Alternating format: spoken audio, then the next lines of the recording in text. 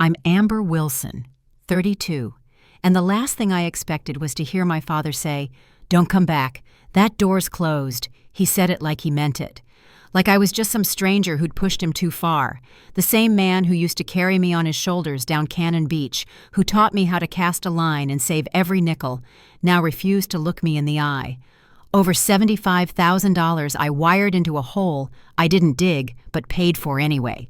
Before I go any further, tell me where you're listening from in the comments and tap that like and subscribe button. If you've ever watched someone you love turn into someone you barely recognize.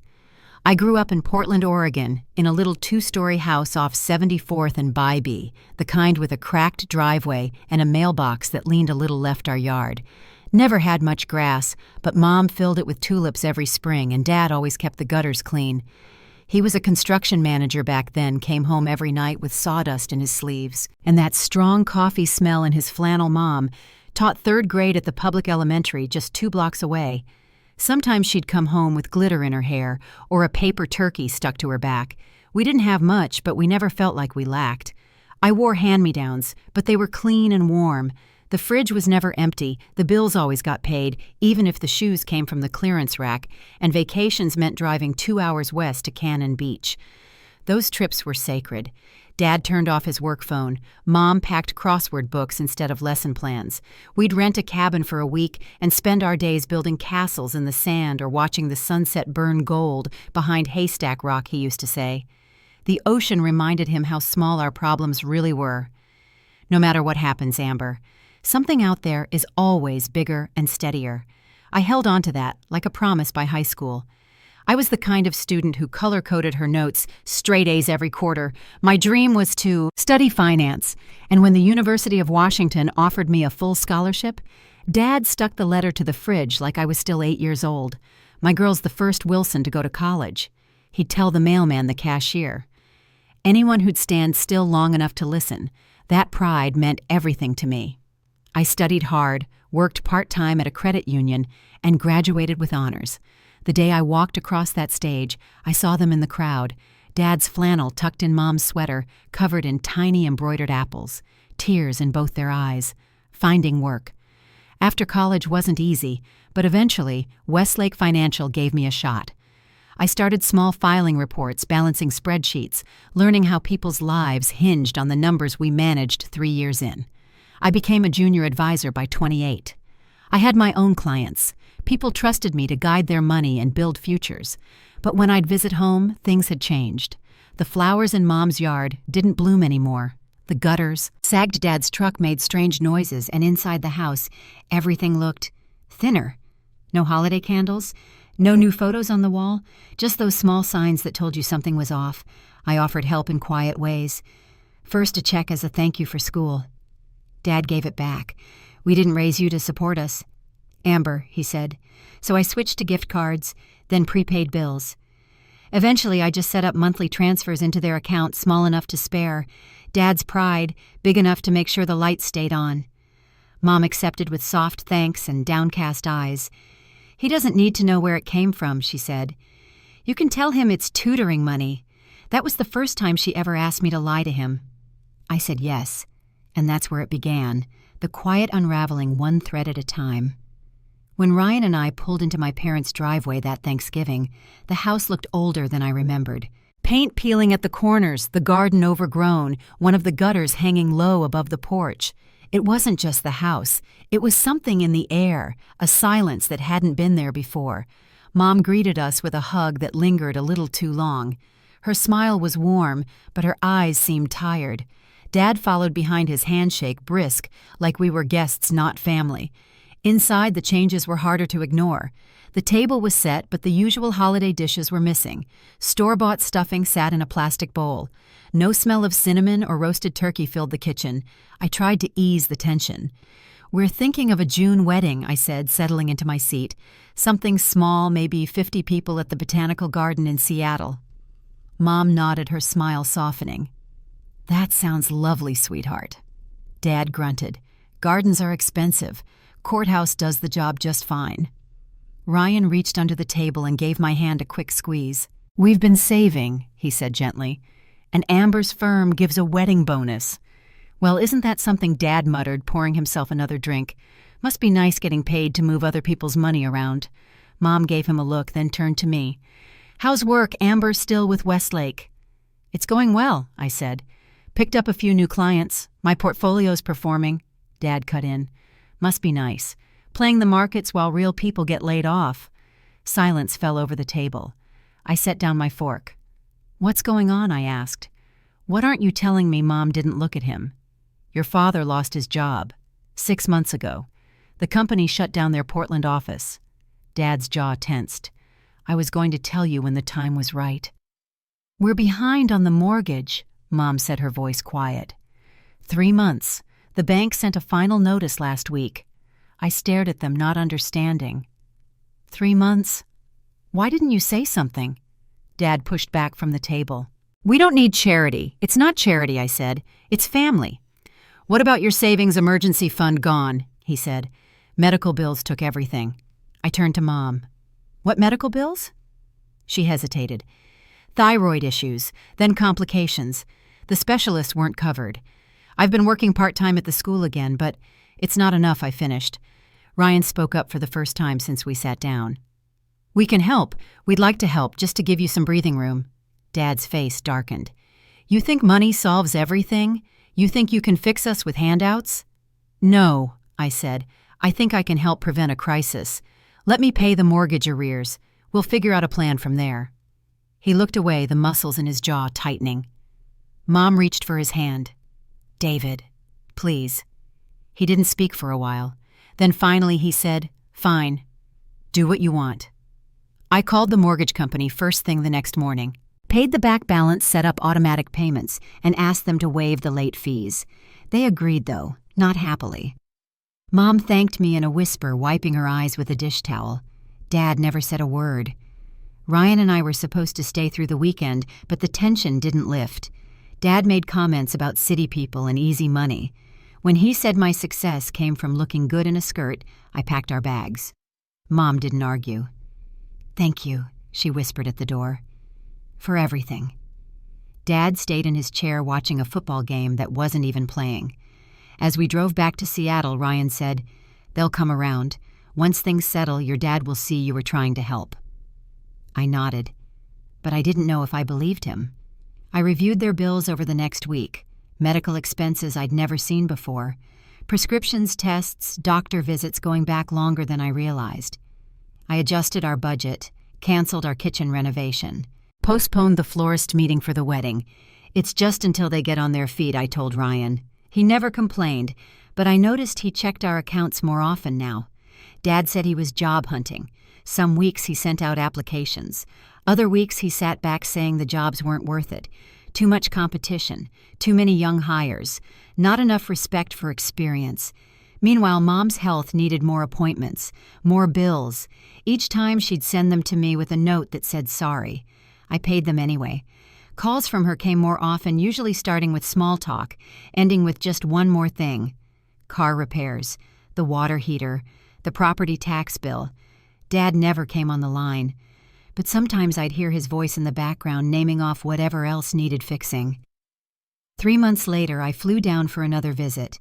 The house looked worse. The kitchen sink dripped constantly, the heater made a rattling noise, and the guest shower didn't work at all. Let me send someone, I said, looking at the leak. We had a plumber come, Dad said. Wanted $3,000 just to touch it. Scam. Then let me find someone else. He shook his head. We don't need strangers in our house judging us. Later that night, I found a receipt for a $400 fishing rod. Mom slipped it into a drawer when she saw me looking. He needed something to lift his spirits, she said. The job search has been hard. I didn't say anything, but I couldn't reconcile the rod with the broken shower, or the takeout containers in the trash, or the premium cable channels still running on the TV. I brought up budgeting. Dad scowled. We're not giving up every comfort just because of a setback. Back in Seattle, I told Ryan everything. Maybe these small things help them cope, he offered. I'm paying for those comforts, I said. The engagement party was in April. 50 guests came. Friends, co-workers, Ryan's family. My parents didn't. Mom called the morning of. The car's making noise, she said. Your dad doesn't think it'll make it there and back. I'll send a driver, I offered. Or buy bus tickets. Whatever's easiest. Oh, that's too much trouble, she said. We'll celebrate another time. I tried to let it go. Until my cousin Stephanie tagged them in a photo an hour later standing at a barbecue. Dad flipping burgers, Mom smiling drink in hand. They hadn't even tried to hide it. They just didn't want to come. I smiled for the pictures that night, posed with Ryan, greeted every guest. But something hollow opened up inside me. 2 weeks later, I drove down unannounced.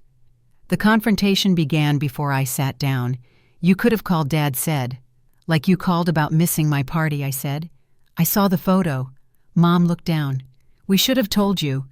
Yes, I said, and you should be honest about where the money goes. Dad crossed his arms. So now you're tracking us. I'm trying to help. But I can't if you're hiding things. We argued, voices rising, until Mom stepped in. Over coffee, the truth came out. The mortgage payment I'd made in February had never gone to the bank. Dad used it as a down payment for a fishing boat, a business idea. River tours, he said. He showed me a napkin sketch. The boat was sitting at a friend's place. No bookings, no website, no license. The mortgage company had already called me at work asking why I missed a payment. I told Dad it had to stop. He said he'd sell the boat. Mom promised better communication. We agreed to a new plan. But as I drove back to Seattle, I called Ryan and said the words I hadn't said before. I don't know if I'm helping them or just enabling everything that's gone wrong. And I knew something had to change. The weekend after that conversation, I sat down with Ryan and went through everything, every transfer, every invoice, every repair bill.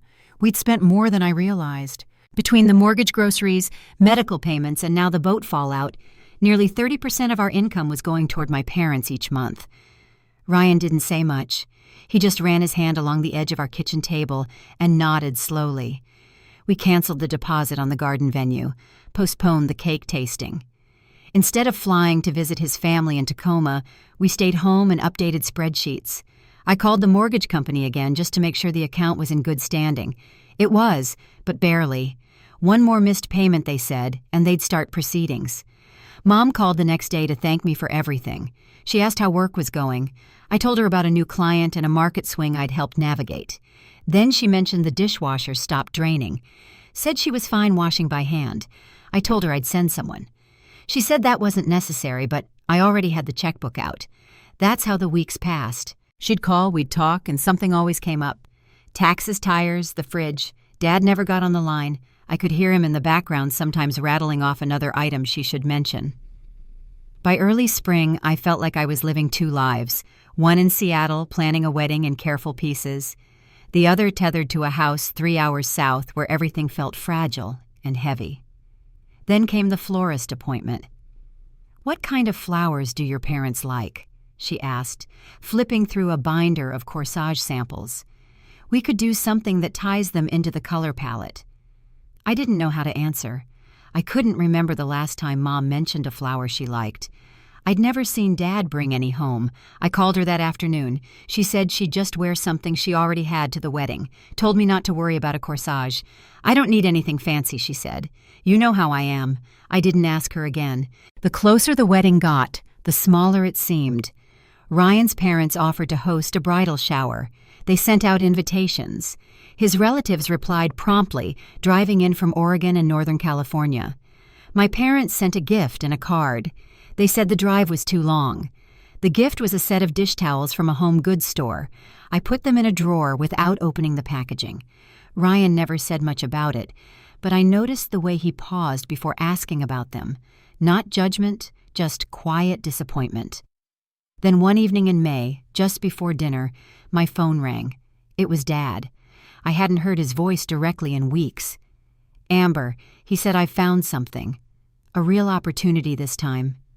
I leaned against the kitchen counter, holding the phone between my ear and shoulder. He spoke quickly, describing a renovation venture pitched by an old colleague named Thomas Jenkins. Foreclosed properties flipped for resale. Dad said it was a chance to get back to what he knew: construction site management, the kind of work he'd built a life on. "He's only taking 3 investors," Dad said. "I'd be one of them, equal shares. I'd even be on site doing the work." I asked about the paperwork. the contracts, any kind of documentation. He brushed it off. It's not some stock market gamble, he said. It's physical labor, real homes. I've seen them. Then came the number, $75,000. He said it like it wasn't enormous, like it was reasonable. I know it's a lot, he said, but it's not a handout. You'd be investing. You'd get it back with interest. I didn't answer right away. It's a real shot to fix this, he said, not just patch holes. I told him I'd talk it over with Ryan, that we'd need to look into it properly. That night we sat at the kitchen table again. I looked up Thomas Jenkins, 2 bankruptcies, a lapsed license, a trail of unpaid invoices in the court records. The properties he mentioned had been flagged for structural issues. I printed everything out and put it in a folder. The next morning I emailed Dad a proposal, a formal loan agreement, repayment terms, oversight, conditions. He called that evening. "You want me to sign a contract?" he said slowly, with my own daughter. "It protects both of us," I said. He paused. Then finally he agreed. We signed everything that weekend. I transferred the funds the following Monday. He called twice the week after, once to say thank you, once to send photos of a house he was supposedly working on. For a little while things were quiet. Then came the wedding day. Mom arrived the night before, staying in a hotel nearby. She smiled and helped unpack the dresses. Said Dad would be driving in the next morning. He just needed to check something at the site, she said. By noon, he still hadn't arrived. Mom stepped outside every few minutes, holding her phone to her chest. The room filled with laughter and music, but she stayed near the door. At 1:14, my phone rang. Dad's number. I stepped into the bathroom. "Where are you?" I asked. "Still in Portland," he said. "There's been a problem." He explained something about a water main, a contractor, an urgent repair. The city could condemn the property if we don't fix it now. I waited. "What are you saying?" I asked. "I need $15,000, he said. "The contractor needs it today. Thomas is out of town. I don't have the funds. You're asking me for money on my wedding day?" "It's an emergency," he said. "You're protecting your investment, too." I looked at my dress hanging in the window. I heard the voices outside the door. "Not today," I said. "I need you to be my dad today. That's it. If the deal fails because of this, then it fails," I said. He didn't say goodbye, just hung up. Mom returned 10 minutes later, her eyes red. "He's not coming," she said softly. She walked me down the aisle. When the officiant asked who was giving me away, her voice didn't waver. "I do," she said, "on behalf of our family." Later that night, after the cake and the toasts and the final dance, she hugged me goodbye. "He's hurting," she whispered, "but I think he's lost his way." I nodded, not sure what else to say. Ryan and I left the next morning for Hawaii. The resort was beautiful. The sun, the water, the quiet. But I checked my phone more than I should have. Nothing came from Dad. Not a call. Not a message. Until 3 days before we were scheduled to fly home, when a headline from the Portland Business Journal landed in my inbox. "Local contractor facing fraud charges in flipping scheme." I clicked the article. Thomas Jenkins was under investigation. Multiple investors had come forward. Little to no work done. Funds unaccounted for. More than $500,000 missing. My heart sank. The call on my wedding day hadn't been about a broken pipe. It had been one more attempt to pull money from me just before it all collapsed. We returned from Hawaii 3 days after the article broke. I hadn't responded to the email from my cousin. Stephanie hadn't reached out to Dad, hadn't said anything beyond what I'd already said. Ryan and I landed in Seattle just after sunset. The sky still streaked with that deep orange haze that only late summer brings. Our apartment felt dim and quiet. I set my suitcase down by the door and stood there, unsure what to unpack first. The next morning, I went back to work like nothing had happened. I met with clients, checked in with my team, answered emails, but I kept glancing at my phone, waiting for something that didn't come. 3 days later, the doorbell rang.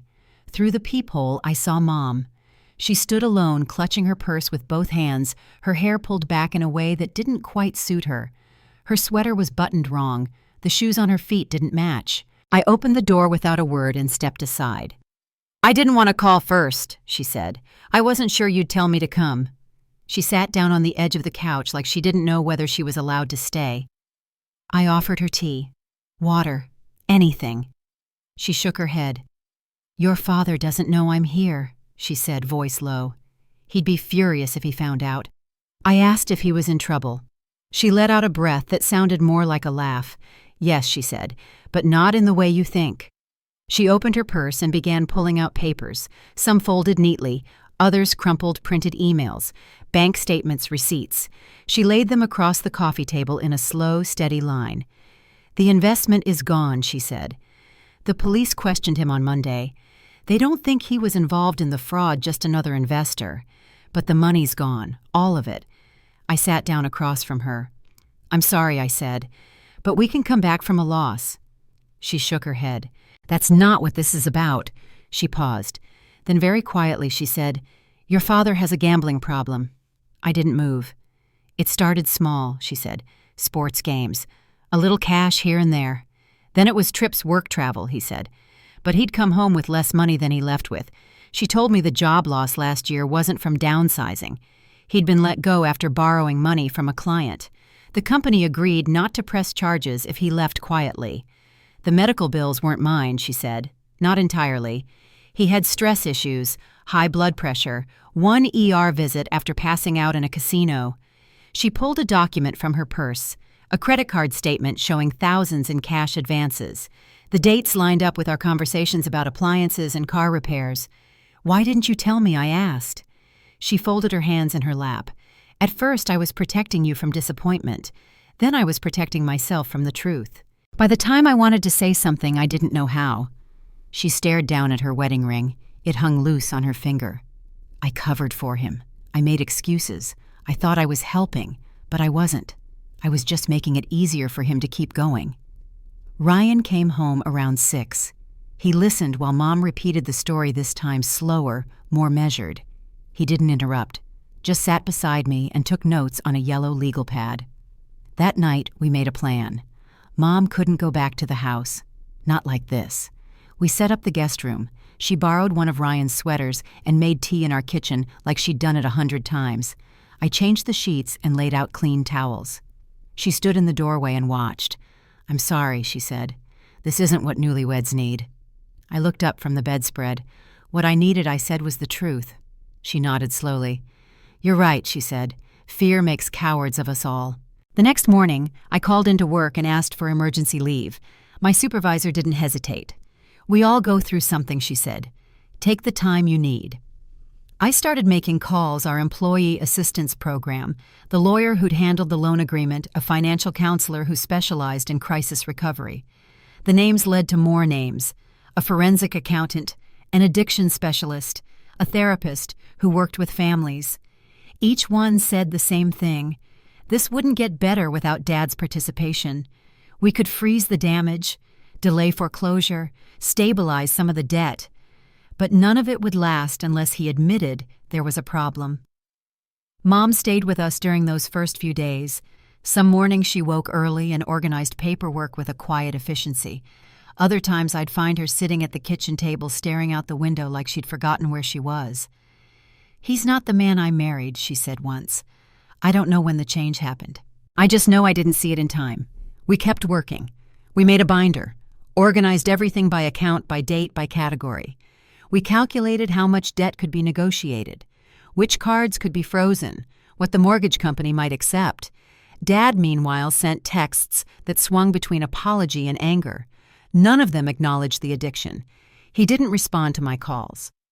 By the 4th day, we had a plan, a team, a strategy. We would hold an intervention at the house in Portland. Mom called him and said financial advisors would be visiting to discuss the foreclosure. She didn't mention the rest. We drove down early Friday morning. The house looked smaller than I remembered. The siding was chipped, the lawn dry. One shutter hung loose from the second-floor window. Dad opened the door and looked at each of us with suspicion. I thought we were meeting with someone from the bank, he said. We are, Mom, replied, stepping inside. But we're also going to talk about everything, not just the house. He hesitated at the threshold, then followed us into the living room. When he saw the counselor's badge and the folder spread across the table, his expression changed. This is an intervention, he said. You think I'm some kind of addict? The counselor explained, no accusations, just facts. Gambling addiction was real. Treatment was available. Recovery was possible. Dad didn't sit. He stood in the corner with his arms crossed, jaw clenched. "You told them our private business," he asked Mom. "I told them the truth," she said. The rest of the afternoon unfolded slowly. The accountant laid out the damage. Over $200,000 lost over 10 years. The lawyer explained the foreclosure. The therapist discussed what recovery would look like, what it required. He cycled through emotions, defensiveness, blame, silence. When it came time to talk about next steps, I spoke clearly. "I'll help," I said, "but only if you get help too." We listed the conditions: treatment, financial transparency, therapy, a repayment plan for the loan. Dad didn't respond right away. Then he asked, "And if I say no?" I met his eyes. "Then I'll help Mom," I said, "but I won't enable you anymore."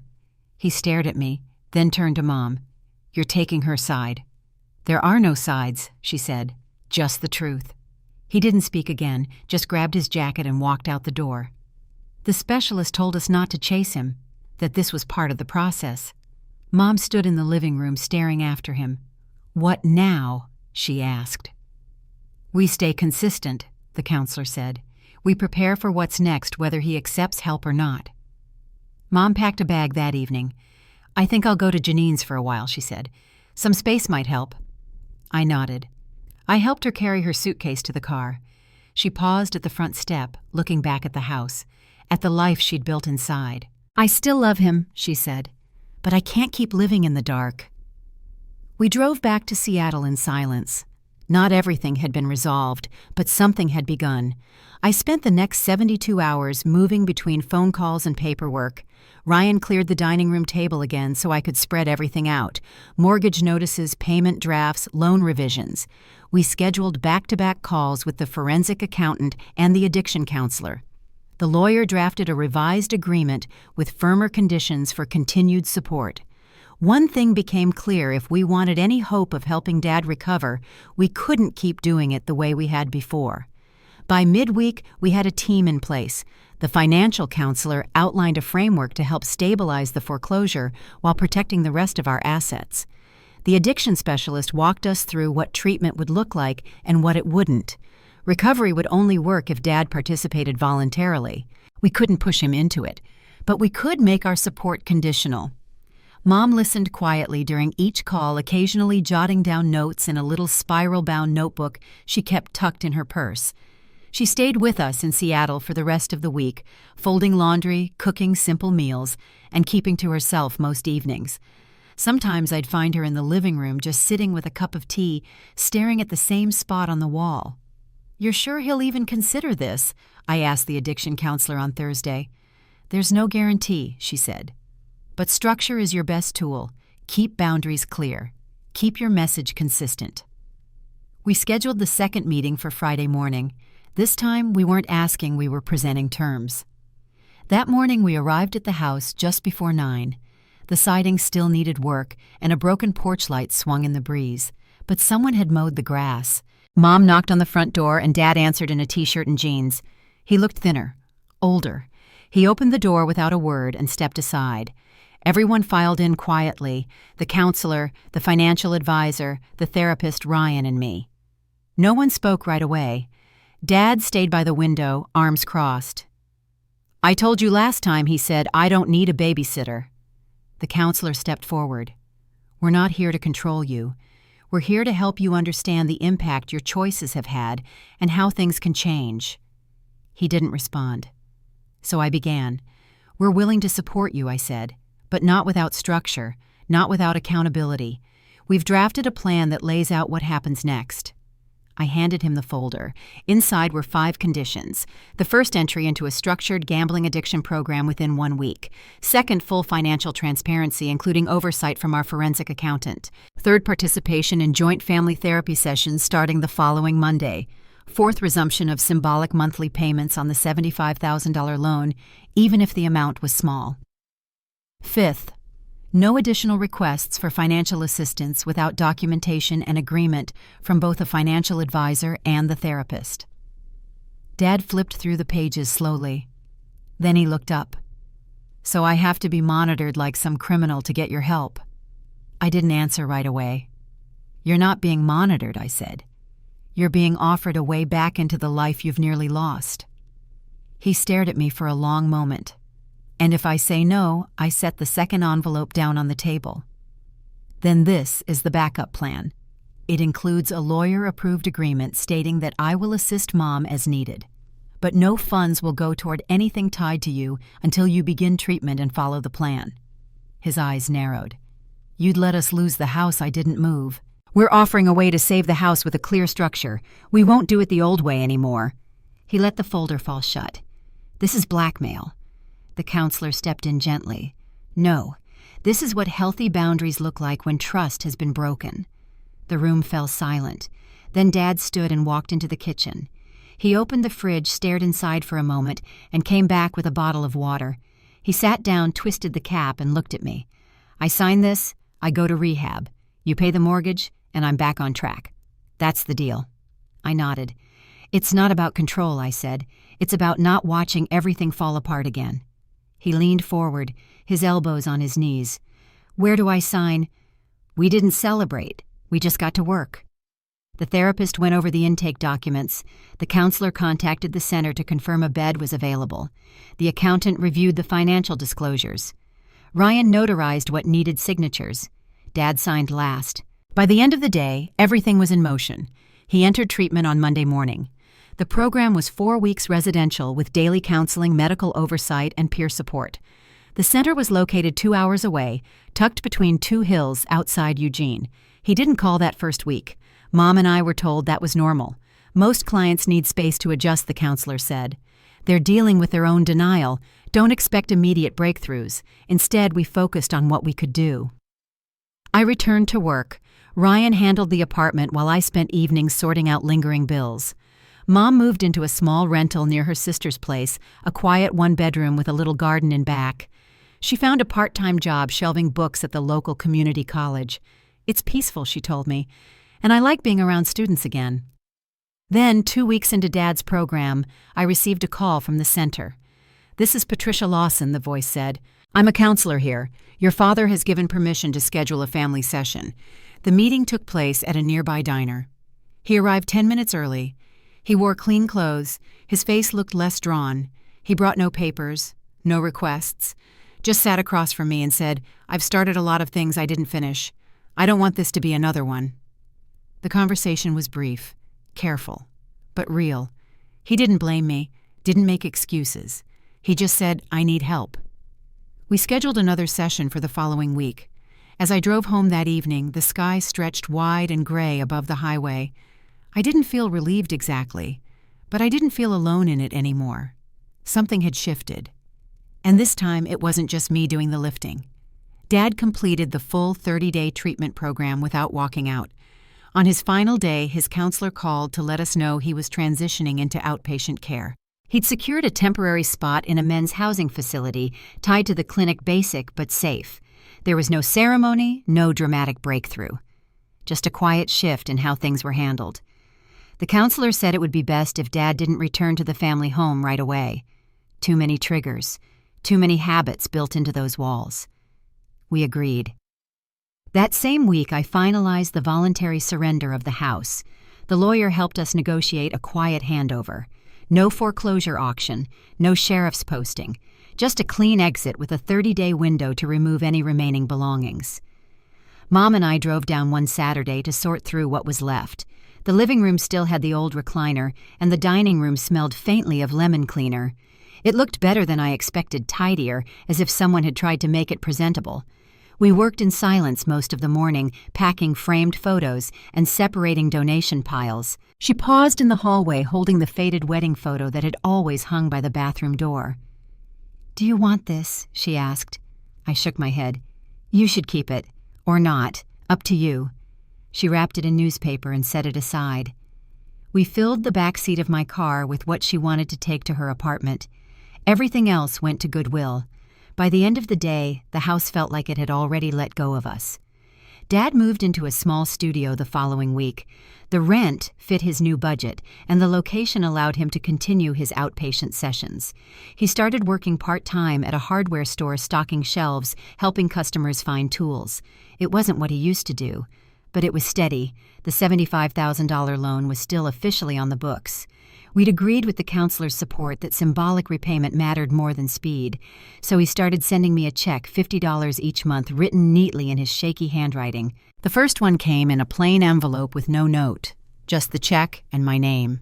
I logged it, deposited it, and marked it on the spreadsheet we kept for records. Family therapy continued, some sessions with just me and Mom, others with Dad, sometimes together. They were slow-moving, sometimes uncomfortable, often quiet. One evening in a joint session, Mom finally said, "You lied to me for years." Dad didn't interrupt. He just nodded. "I thought if I kept everything running, it would fix itself," she continued. "But I was just enabling it." "I know," he said. "I let it get that far. That's on me." There were moments like that, simple, flat acknowledgments that weren't dramatic, but still carried weight. Some sessions didn't go well. Old arguments resurfaced. Blame crept in. But the therapist reminded us that progress wasn't linear. Setbacks didn't mean failure. I kept working full-time, managing my usual client load again. Ryan's schedule picked up too. He was promoted to a senior development lead, which meant longer hours but more flexibility at home. We settled into a rhythm, one shaped by therapy appointments, paperwork, and cautious check-ins. Mom's part-time job at the library gave her routine. She liked shelving nonfiction books, said the quiet helped her think. Her apartment wasn't large, but it was hers. She bought a second-hand couch and picked out floral curtains. Dad still struggled with pride. He didn't like asking for help, but he showed up to therapy. He made the payments. He stopped avoiding calls. At 9 months sober, he gave me his chip after dinner one evening. It was small and dark blue with embossed lettering that caught the light. "I know it's just plastic," he said, "but it took a lot to get it." I held it for a long moment before handing it back. "It means something," I said. "Keep it." That night, I sat on the couch while Ryan cleaned up the dishes. He looked over his shoulder and asked, "How are you feeling about it all?" I didn't answer right away. I wasn't sure. There were things we'd lost that couldn't be undone: the house, the money, the trust we'd spent years trying to protect. But something new was starting to take shape, a different kind of foundation. The following week during therapy, Mom shared that she'd been invited to speak at a local community support group. They asked her to share her experience with codependency and financial boundaries. She was nervous but said yes. "I thought maybe if I told the truth out loud I'd stop carrying it alone," she said. Dad didn't say much, but his face softened just a little. Later that month, we held a family dinner at our apartment, just the 5 of us. Me, Ryan, Mom, Dad, and Ryan's sister Marlene. Nothing fancy, just spaghetti garlic bread and a simple green salad. Dad arrived early and brought a bouquet for Mom, pink carnations. She smiled and said, "Thank you, David," and placed them in a glass jar on the windowsill. We didn't talk about the past. We didn't bring up the loan or the treatment center. We just ate, passed the bread, and shared stories about our jobs. At the end of the night, as we walked them to the elevator, Dad turned to me. "I know I've still got work to do," he said. "But I'm trying." "I see that," I said, "and I appreciate it." We didn't hug. We didn't need to. The next morning, I deposited his 10th payment, small but steady, just like the healing. A year after Dad's intervention, we gathered at a restaurant for Mom's birthday. It wasn't the fanciest place in town, just a cheerful Italian place with plastic tablecloths and checked curtains. Ryan booked a table near the window. He said he liked the light, but I knew he wanted the view of the street so no one would feel boxed in. The air inside was filled with the smell of tomato sauce and baked bread. Mom arrived first, carrying a small gift bag for Ryan's sister. She wore a blue sweater that matched her eyes and a silver chain I'd given her at Christmas. She hugged me for a long time, and I could feel how steady her breathing was. Dad walked in a few minutes later, holding a paper-wrapped bouquet from the grocery store. He handed it to Mom and gave her a quick, shy smile. She thanked him and placed the flowers in an empty water glass. We ordered dinner and passed around plates of bread. Conversation was quiet at first, small talk about work and the weather. It had been a long year for all of us. Mom talked about the library, how she was learning the names of the regulars. Dad described his job at the hardware store, how some of the old customers remembered him from his construction days. He kept glancing at me, maybe to see if I'd challenge him, but I didn't. I watched their hands on the table the way they sometimes reached for the same butter knife or napkin. There was no tension, just habit and the smallest sense of hope. When dessert came, Ryan pulled out a little box and handed it to me. Inside was a simple silver bracelet, delicate enough to wear every day. I smiled and slipped it on, feeling the weight of family in that moment heavy but no longer suffocating. After coffee, Dad reached into his pocket and handed me his 9-month sobriety chip. He said, "Some days are harder than others, but I'm still here." I pressed the chip back into his hand and squeezed his fingers. Mom leaned across the table. "I'm proud of you, David," she said. He looked down his cheeks, turning pink. "Thank you, Evelyn." That night, as we left the restaurant, Mom looped her arm through mine. The sidewalk was damp from an earlier rain, and the neon sign buzzed above the door. I walked her to her car. She stopped before getting in and turned to face me. "I'm glad you made me tell the truth," she said. "I couldn't have done any of this alone." I hugged her tightly. Neither could I. Ryan and I drove home in silence. I watched the city lights blur past the window, feeling something settle inside me that I hadn't realized was missing. Not everything was fixed. There were still debts, still therapy appointments, still tough days ahead. But we were all facing them together now, and that made all the difference. Later, sitting on our living room couch, Ryan pulled me close. "They're making better choices," he said. "Not perfect ones, but better." I nodded, thinking about all the steps that had brought us here. The boundaries we'd set, the painful honesty, the letting go of the idea that love meant never saying no. It had been a year of learning for everyone. I glanced at the bracelet on my wrist, remembering the feeling of Dad's sobriety chip in my palm. One day at a time, I thought, and that's enough. One evening, as fall crept back into the city, and the first leaves gathered on our stoop, I found myself sitting quietly by the window, watching the lights come on across the street. Ryan was in the kitchen humming to himself, and I could hear the faint click of Mom's knitting needles through the open phone line on the table. We still called each other nearly every night, trading stories about our days, sharing recipes, or sometimes just listening to each other breathe. Life wasn't perfect, but there was a gentle steadiness to it now, something I never thought we'd find again. Dad kept up with his meetings, his job, and those small monthly repayments, each check a simple promise kept. Some months he wrote a note inside, just a few words about a customer he'd helped or a book he'd borrowed from the library. They weren't apologies, but they didn't need to be. I realized as the seasons turned that forgiveness doesn't mean forgetting. It means finding space in your heart, to let the pain soften, to make room for something better. Mom settled into her apartment and her routine at the library, meeting new people, saying yes to more than she ever had before. She spoke twice at local support groups, her voice gaining confidence as she told her story. "You can love someone and still draw a line," she told me after one meeting. "Sometimes that's how you save both of you."